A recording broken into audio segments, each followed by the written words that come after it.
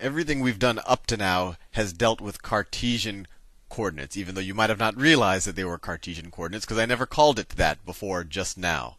So what is a Cartesian coordinate? Let me draw the axes that you're hopefully familiar with by now. If you're not, review those videos. Let me just draw the y-axis and the x-axis. And so Cartesian coordinates, and actually they can apply to more than just 2 dimensions, but 2 dimensions is what we tend to deal with, is that if I want to specify any point in 2-dimensional space, I just tell you how far kind of in the x direction I have to go and how far in the y direction, and I can specify that point. Like, let's see, if I said, well, let me give the Cartesian coordinates for that point right there.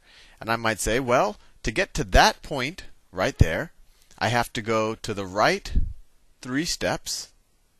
So this is 3 right here.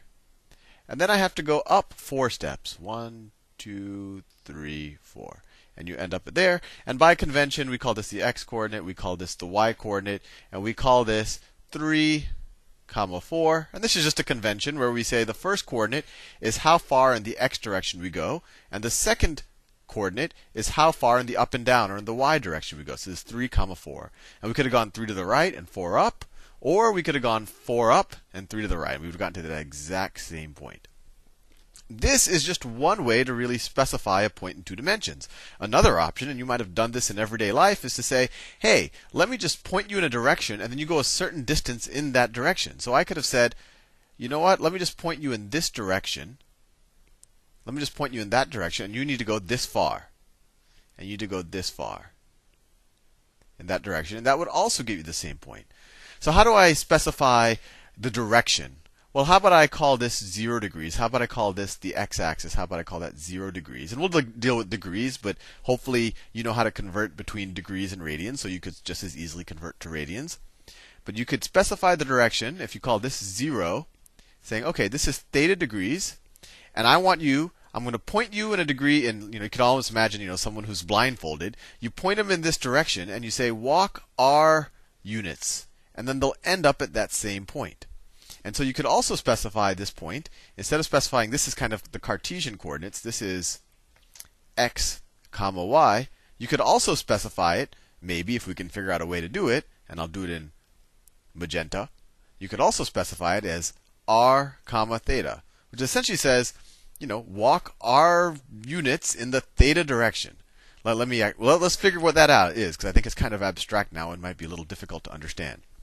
So we're going to break out a little trigonometry and actually just a little Pythagorean theorem. Can we figure out r and theta? Well, r hopefully is the easier one here, because if you think about it, this is a right triangle, right? This is a right triangle that has distance 3. This has distance 4. This is a right triangle. So what is r here? Pythagorean theorem. 3 squared plus 4 squared is equal to the hypotenuse squared, or r squared. So we could say 3 squared plus 4 squared is equal to r squared. And that's 9 plus 16 is equal to r squared. 25 is equal to r squared. We don't want to deal with negative distances, so 5 is equal to r is equal to 5. Fair enough. So we already figured out that r is equal to 5. How do we figure out theta? So what do we know here? We know we're trying to figure out theta, and we know its opposite side, right? This is just going back to SOHCAHTOA, right? Let me write down SOHCAHTOA. SOHCAHTOA. If this is completely unfamiliar to you, you might want to watch the basic trigonometry video. So we know the opposite side of theta, right? That's 4. And we also know the adjacent side, which is 3. So which of the trig functions uses the opposite and the adjacent?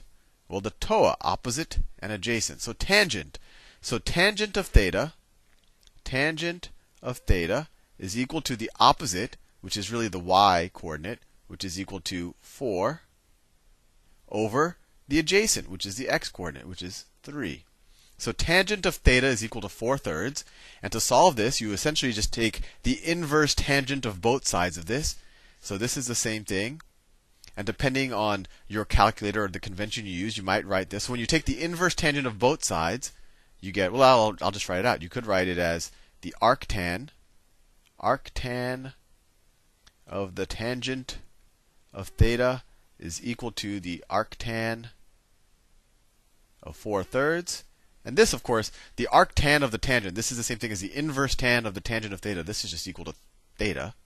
That just simplifies to theta, is equal to arctan of 4 over 3. And then another way to write arctan is they'll often write it, I'll write it. So the same exact statement could be written as tan inverse to the -1 power, they sometimes say it. Although it's a little,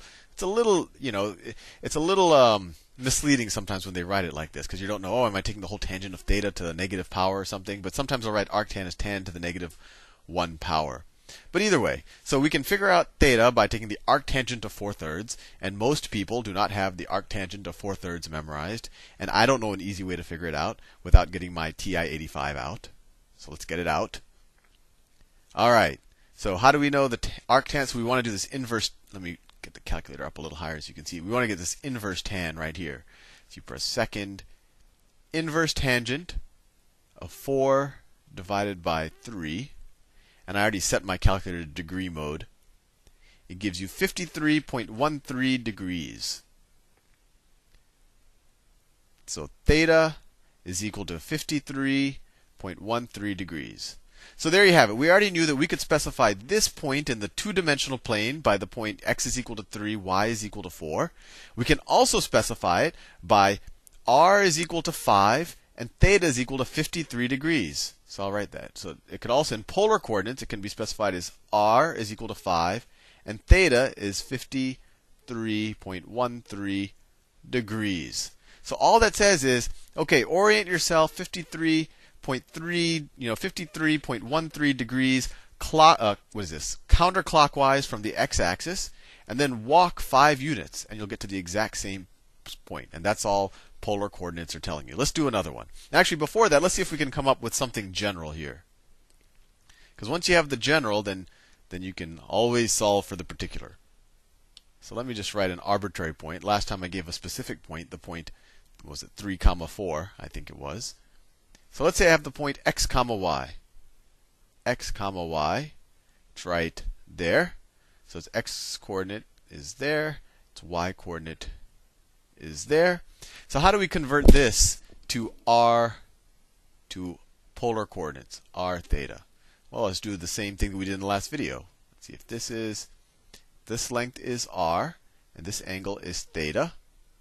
So just going into what we did in the last video, we use Pythagorean theorem. We say that x squared plus, because this distance here is also y, right? This distance here is x. Pythagorean theorem, you get x squared plus y squared is equal to r squared. That's just the Pythagorean theorem. And then you have the tangent of theta, the tangent of this angle, tangent of theta, SOHCAHTOA, TOA, opposite over adjacent. Tangent of theta is equal to the opposite, which is y, over the adjacent, which is x. And this is really all you need. And if you wanted to go one step further, and this is actually something that you should kind of write at the side of your paper, how can we express y as a function if we wanted to go the other way? If we were given r and theta, how could we get y? Well, let's think about it.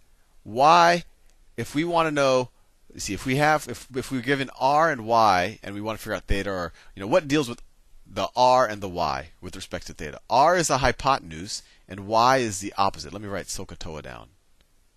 SOHCAHTOA. So what deals with the opposite and the hypotenuse? Opposite and the hypotenuse. Sine. So the sine of theta is equal to the opposite, which is the y side, which is equal to y, over the hypotenuse, which is r. Equal to r. And so if you multiply both sides by r, you get what? R sine theta is equal to y. And then let's do it the other way. What if we wanted to have an equation for theta, r, and x? X is adjacent to the angle. R is still the hypotenuse. So what deals with adjacent and hypotenuse? Well, that's cosine. So we have the cosine of theta is equal to the adjacent is equal to x over the hypotenuse, which is r. Multiply both sides by r, and you get x is equal to r cosine theta. And really, when you're equipped with this formula, which really just comes from our trig identities, this formula, which similar, just comes from SOHCAHTOA, this, which comes from SOHCAHTOA, and really is, if you're given these first, if you're given these two, you can easily derive that one. And this one, which is just the Pythagorean theorem, you're actually ready, you're fully equipped to convert between polar and rectangular coordinates. And we'll do that in the next video because I just realized I'm out of time.